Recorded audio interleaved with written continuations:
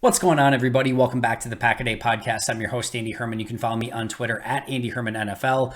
Thanks for joining me today. On Monday, we sort of had the unofficial kickoff of the start of the Packers training camp and really season, if you will, with the annual shareholders meeting, which sort of gets everything rolling in motion. And then you've got Wednesday where training camp starts, and then it's just family night, preseason, final cut downs, and before you know it, the regular season will be here. I'm going to go over sort of the high level takeaway from the shareholder meeting, and then we'll go over some roster moves, some tryouts, all of it. We're going to get to all of it today. So a lot of news and notes coming from 1265. Let's start with the shareholders meeting though.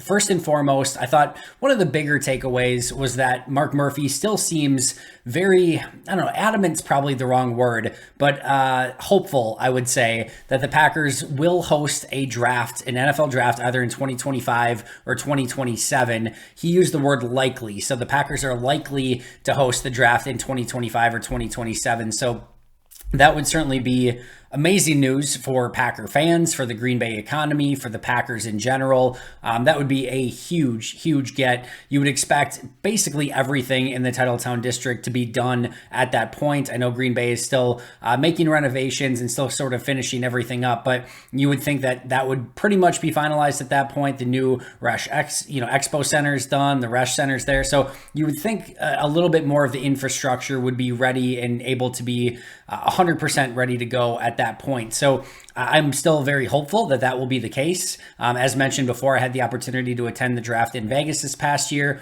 There is definitely a buzz and an excitement, and it would just be a huge get for the Packers and city of Green Bay. So hopefully Mark Murphy is right, and either in 2025 or 2027, the Packers will actually be holding a draft here in Green Bay. The other big piece of news is the Packers now have $440.7 million in their reserve fund. And I know when we talk about sports franchises, specifically teams with owners, like that level of income or how much money they're making and all that stuff, that seems fairly irrelevant because it's just like, all right, millionaires are making more money and yada, yada, whatever. It doesn't really affect me as a fan. I just want to go and watch my favorite team play football. However much they're making on the back end, I know it's a ridiculous sum of money and I don't even, care or want to know about it, etc. However, for any team, but especially the Green Bay Packers that don't have that huge owner, you may not think you care about the disposable revenue for the franchise. You may not think, well, I don't really care if they put in another sledding hill or all that stuff. That's all fine and good. But cash on hand is extremely important for an NFL franchise. And what that means is when the Packers go to pay salaries and want to push a bunch of, future salary cap money down the line, the way that they do that is by signing bonuses. So in order to give those big, huge, massive signing bonuses that push money out over the course of time, you have to pay players up front in that signing bonus money. So you can have seasons where you're paying a ton of cash up front. And if you don't have cash on hand to do that, which for a while the Raiders and some other teams struggled with to be able to do that and just weren't able to make certain transactions because they didn't have the cash on hand to be able to do that, that is a very big deal. And when you're talking about a mid-market team, or even not even a mid-market, right? The smallest market team in the world, having that fund, having that cash on hand isn't a given. It was not a given for periods of time within the Packers history. And yes, there's all of the revenue that they're making from the season ticket holders. They are a constant sellout every single week. The Titletown district has been a huge hit in that regards to bringing in more revenue throughout the course of the season. Things like the soccer game that they're hosting at Lambeau, or did just host at Lambeau. All of that is additional revenue, but it is important that they have that money on hand to be able to do those sort of roster maneuvers and paying people up front with huge signing bonuses. So you might not that may come and go when you first hear it of all right, they got 400 some million. That's great, whatever. But it is important that they have that slush fund and that cash on hand to be able to make those moves. So that is good news for the Packers, the organization as a whole. You never want to see that start getting too low. I think the Packers have done a tremendous job with being fiscally responsible and always having that money available so they can make whatever moves that they need to make, because there are GMs in this league with, pocket pinching owners who would not do some of the moves that Brian Gutekunst has been able to make simply because they don't want to pay a bunch of money up front and do those sort of transactions. So it is a huge thing that Green Bay has that at their disposal. Then after sort of the shareholders meeting, there was the press conference that Mark Murphy held. And one of the things that came out of that was that he was confident that Matt and Brian and Russ, meaning Matt LaFleur, Brian Gutekunst, and Russ Ball, will continue to be Packer employees for years to come. And this is something that I was actually talking with Wes Hodkiewicz about earlier this year, asking him of like, hey, have we ever heard about an extension for Matt LaFleur or Brian Gutekunst? Because it seems very odd that we haven't heard anything about that situation at all. Finally, Mark Murphy was asked point blank about that, and he just said, we don't talk about contract negotiations with coaches and general managers and those sort of things. We keep that in-house, but he was confident that they would continue to be Packer employees for years to come. Well, later in the day, kudos to Rob Demovsky. I believe he was the first. Tom Silverstein had it later. I think Matt Schneidman had it later as well. But they all uncovered it, and Demovsky, I think, was the first on it, that said LaFleur, Gut, and Ball have all been extended. So their contracts have been extended this offseason. That is huge news. The first thing I will say is I'm struggling to figure out why Green Bay would not want to announce that. There doesn't seem to be any benefit to keeping that in-house. In the past, in the far past, they used to announce these things. More recently, they have not. But it would just seem to me that if the three biggest decision makers in the entirety of your organization signed extensions to stay with the team, and the team's in good standing, and I think the vast majority of fans will be excited that all three are in hand for the foreseeable future, I think that would be something that you would normally want to announce. So it just seemed weird to me that that's sort of their new policy, is that they don't talk about those contracts. But either way, huge news. I would struggle to find a reason why any Packer fan would not be excited about the news. I think with Matt LaFleur, and let's just say for all of them, right? Until any GM, coach, and I guess we can put Russ Ball in this, conversation to probably a lesser extent, but until especially the GM and the coach win a Super Bowl, there's always all right, they're doing a great job, but they haven't done that yet. That's always like the crowning achievement, right? And until you do that, you leave yourself open to that criticism, and understandably so. This is Titletown. This is the Green Bay Packers.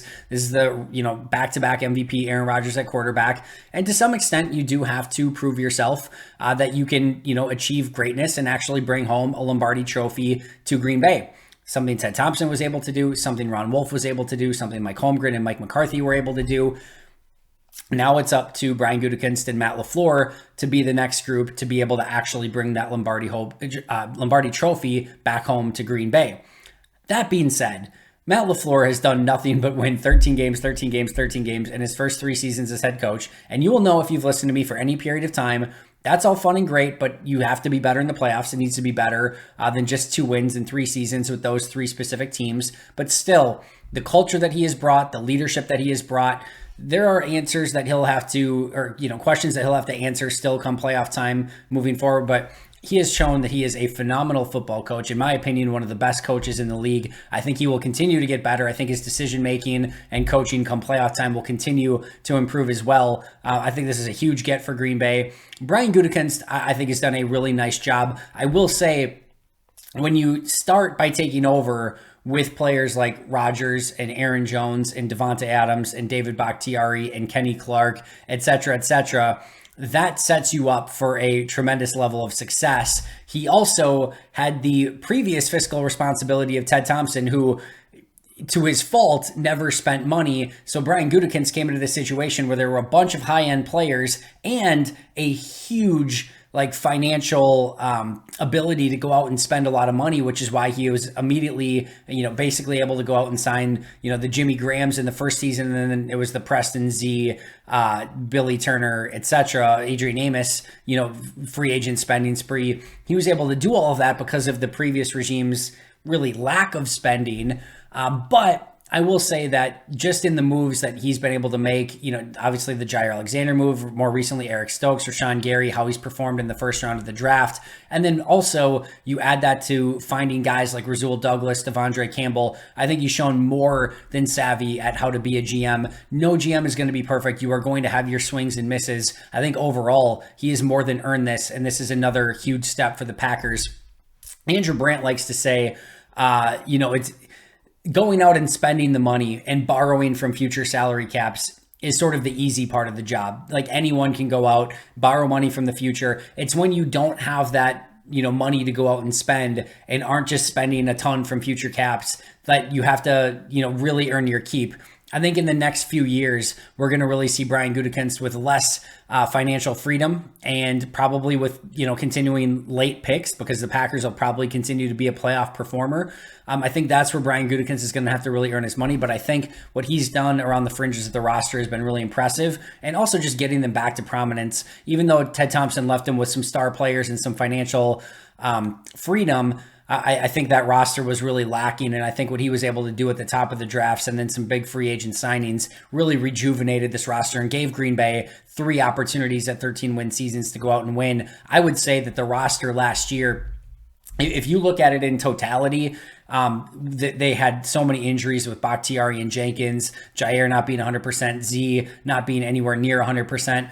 I think if you would have looked at that and if everyone was healthy, that was one of the best rosters I think Green Bay has ever assembled. If you look at last season as a whole, it just didn't work out, unfortunately, because A, their special teams was abysmal, which is on Brian as well, to be fair. But B, because I think a lot of those injuries really affected them, especially offensively. When you look at not having Bakhtiari, Elton Jenkins, MVS for that game, AJ Dillon goes down. I just think those things sort of caught up with them, especially on offense. But neither here nor there. I think that's a huge. And then Russ Ball has done nothing but perform beyond expectation through his tenure in Green Bay with what he's been able to do and making moves and sort of being creative with how Green Bay's been able to keep some of their players as well. So a huge day for Green Bay when I know it happened earlier, but that we have the official announcement that Gut, Ball, and LaFleur are all locked up with long-term contracts. No terms of the deal were announced or any of the deals, and we don't know how long they're set in Green Bay for, but you can expect that all 3 of them likely signed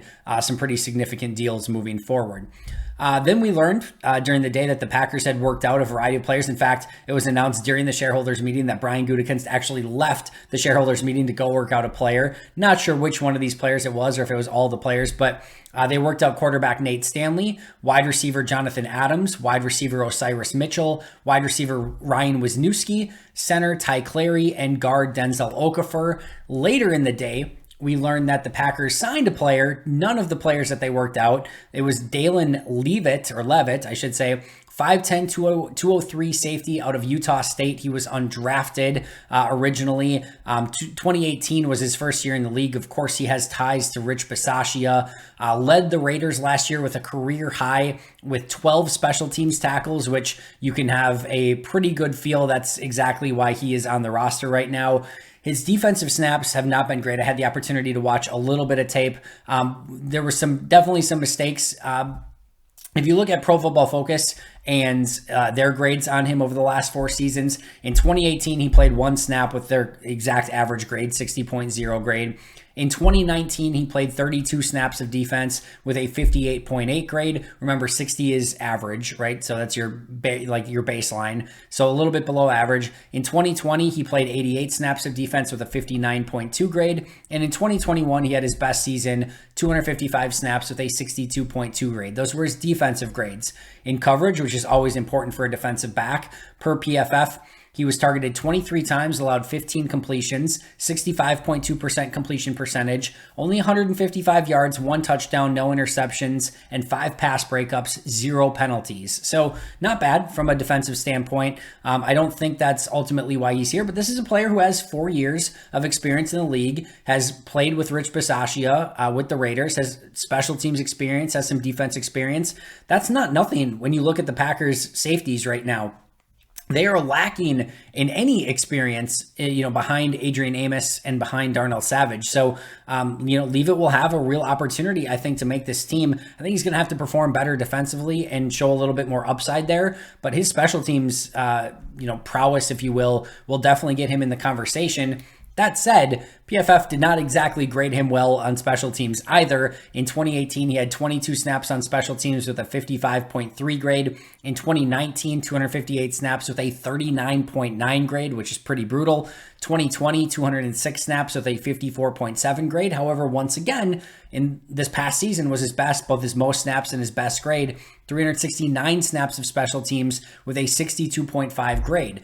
Ultimately, what this is saying per PFF again, he played 255 snaps of defense, 369 snaps of special teams. That is a core special teams player. Overall, he played over 600 total snaps and had above average, very slightly above average, but slightly above average grades on both defense and special teams. Again, that's not nothing. So if he can be that, as Green Bay's number 4 or 5 safety, this could be a move that actually sticks with a team and maybe could give Green Bay some return on investment and actual above average value, both on defense and special teams. We'll have to, kind of keep a closer eye on that and see how he performs in camp and preseason, etc. But an interesting signing none the least. Then later in the day, we find out that Green Bay actually signed one of the players that they worked out as well. That is wide receiver Osiris Mitchell. Mitchell is a 6'5", 210-pound wide receiver. He was undrafted this past season in 2021 out of Mississippi State. He was originally signed by the Cowboys, played in preseason, and then was added to their practice squad, and then eventually released from their practice squad in December. Recently played with the USFL, had 23 catches, 333 yards, and 3 touchdowns with Birmingham, including a couple of really spectacular catches. As I mentioned, played in the USFL with Birmingham, 5.86 RAS score coming out of college. I've seen some people say because of that 6'5", 200 plus pound build, could he eventually be moved to tight end? My guess is that he is signing as a wide receiver. It wouldn't be entirely impossible for them to say like, hey, we see you more long-term as a tight end. But remember, the 6'5" tight ends here, Robert Tonyan, specifically Tyler Davis is in that, sort of build as well. Those guys are at 240 pounds. Now, we never quite know if the weights are accurate. If he's closer to 220, maybe that's an easier ask. But if he's at 6'5", 210, you're looking at needing to put on about 30 pounds just from a physicality standpoint, and not just like 30 pounds, right? Like a lot of people could put on 30 pounds, but like 30 pounds of functional strength that he would need to put on to be able to play tight end and then learn the position as well. While I said it's like not impossible, I don't think it's likely, but the reason I say it's not impossible is there have been players who have clearly made that wide receiver to tight end transition in the past. If they did in fact want him to play tight end eventually and thought that was his best position, how they would probably go about that is say, hey, we want you to start putting on weight and putting on functional strength now. If you show out well in training camp, we will add you as one of the 16 players to our practice squad, allow you to stay on the practice squad this season while you put on your 30 pounds of functional strength, and then we'll bring you back next season as a tight end candidate for the roster, knowing that he'd basically be a redshirt practice squad guy this season while he makes that transition. Not impossible, but I don't think that's likely. The next question that people ask is, all right, so if he's not a tight end, all right, how does he compare against Allen Lazard? Well, Lazard's 6'5", 227, and he's playing wide receiver. In fact, might be and probably is Green Bay's number 1 wide receiver heading into camp. So I think it's much more likely that Osiris Mitchell is a wide receiver and not a tight end. And, he's going to fit that, traditional, more physical, over the middle, sort of Allen Lazard / Geronimo Allison type wide receiver. In fact, I'd put him somewhere directly in the middle of Geronimo Allison and Allen Lazard, sort of athletically, and what I think he could potentially bring to the table. This is very likely at best a practice squad signing. We know that it's already going to be really difficult to even decide which wide receivers make it into the top 7, if they keep 7 for the team this year. This would be somebody that they're getting a look at to see, probably competing with like a Danny Davis, maybe a Malik Taylor, maybe a Juwan Winfrey for those practice squad spots this season. But I talked about this a few days ago. I thought Green Bay very well could add a wide receiver, but it would be more of like a practice squad candidate. That's exactly what Osiris Mitchell is. Green Bay will have to make a corresponding move. They were at 89 players going into the day, have now signed 2 players. So Mitchell's not completed yet. So that's going to be announced on Tuesday, and then they'll have to make a corresponding move along with that. So Green Bay will likely have to, well, they will have to release somebody. Who that is will remain to be seen. That does it for me today. A lot of news from Monday. We'll see what Tuesday brings and if there's any more transactions, news notes, etc. If there is, I will be right here to cover it for you. So make sure to subscribe if you haven't already. I'm going to be at every single one of Packers training camp practices. We already learned that there's going to be some practices that are not open to the public. I will be those. I am credentialed as a media member. So I will be able to be at those practices, and I will be covering everything that I learn right here every single day on the Pack-A-Day podcast. So if you are not subscribed already, please make sure to do so and be sure to check in back 365 days a year. Thanks so much for joining me. Always appreciate it. I'll be right back here tomorrow. But until next time, and as always, go Pack Go.